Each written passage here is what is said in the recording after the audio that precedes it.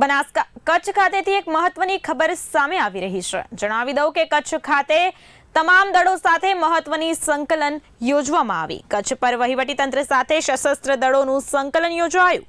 હોસ્પિટલોને દવાઓનો સ્ટોક રાખવાની સૂચના આપવામાં આવી છે। આ સાથે જ બ્લડનો પુરવઠો મળે તેવી વ્યવસ્થા કરવાની સૂચના અપાઈ છે।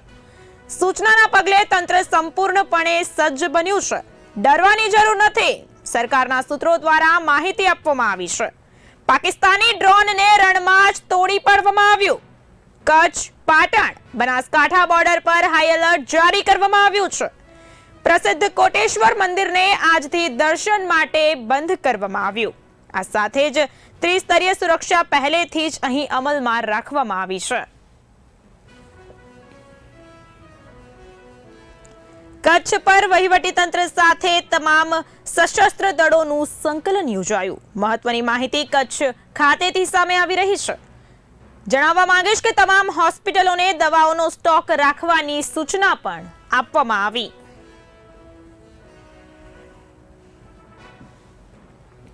આ મામલે વધુ માહિતી સાથે કચ્છથી અમારા સંવાદદાતા પૃથ્વીરાજસિંહ જાડેજા જોડાઈ રહ્યા છે। તેમની પાસેથી અપડેટ મેળવીશું। જી, કચ્છ ખાતે તમામ સંકલન યોજાયું છે તે સંદર્ભે માહિતી આપશો।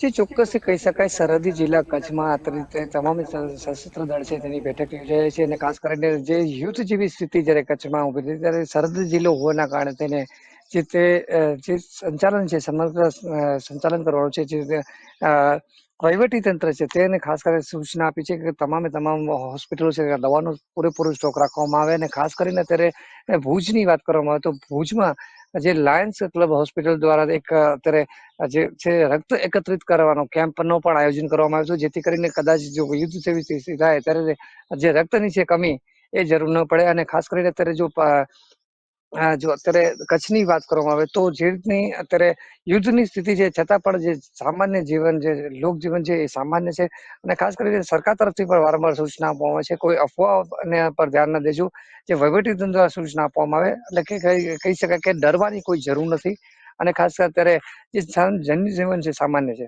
જી, અમારા સંવાદદાતાના જણાવ્યા પ્રમાણે ડરવાની બિલકુલ જરૂર નથી। તંત્ર દ્વારા હાલમાં મહત્વની સૂચનાઓ આપવામાં આવી છે। જણાવવા માંગીશ કે સ્થિતિ હાલ સામાન્ય છે। આ સાથે જ ડરવાની કોઈ જરૂર ન હોવાનું પણ જણાવવામાં આવ્યું છે। સામાન્ય જનજીવન પર વધારે પૂરતી કોઈ અસર પડી નથી। આ સાથે જ તંત્ર તમામ તૈયારીઓ સાથે એલર્ટ મોડ પર છે।